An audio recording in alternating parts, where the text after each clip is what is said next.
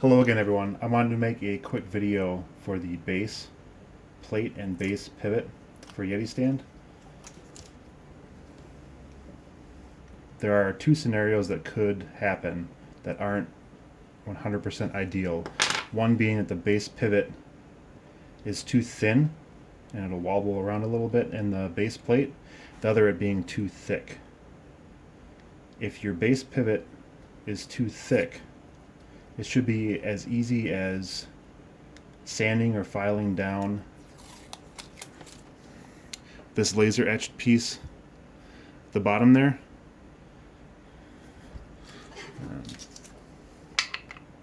This one is a little bit too loose, so I'll cover that with some acrylic solvent.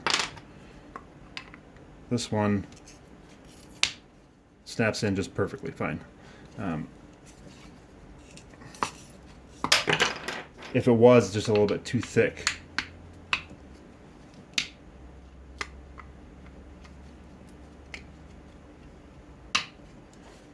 you could sand down that section that was already laser etched.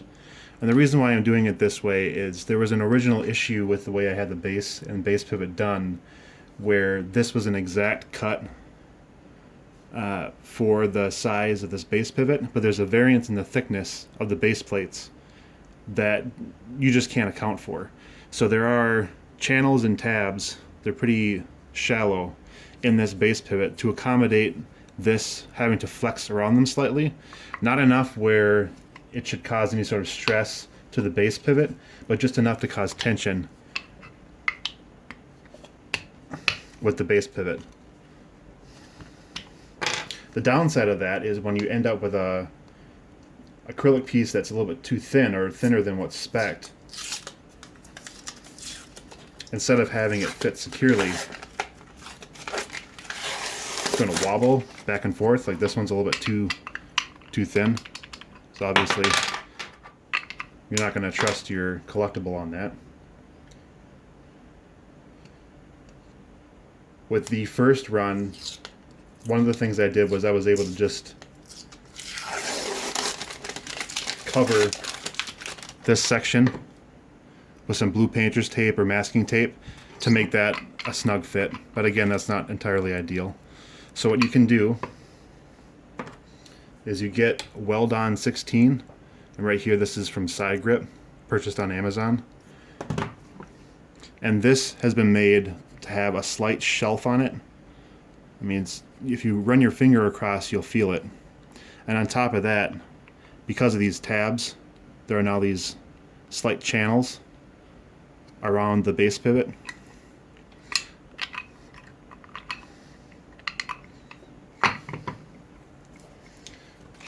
I'll show you how to apply the acrylic solvent. First thing, when you get it, you're going to want to see, it's almost like a syrup.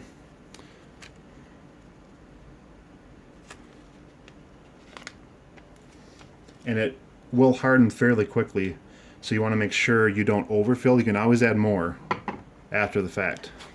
This is going to be difficult with the camera.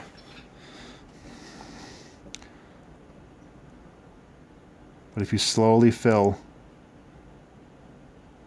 from below,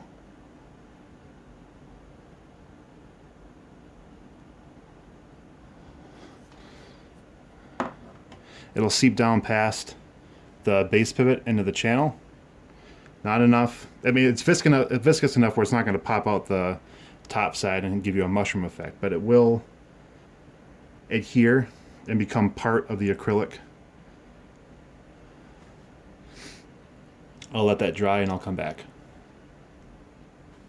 Okay, so after a couple of minutes, it's not completely dry, but it's set enough where it's not falling out. You can see that. The way the solvent works is it actually adds more acrylic and causes the two pieces to bond together. So it's not like a glue or some sort of silicone. It's actually making this, instead of two different pieces of acrylic, one single piece of acrylic. You can kind of see, to get it at the right angle, you can see how the acrylic solvent has seeped into those channels. And this makes for an extremely solid connection. You wouldn't have any concern of these popping out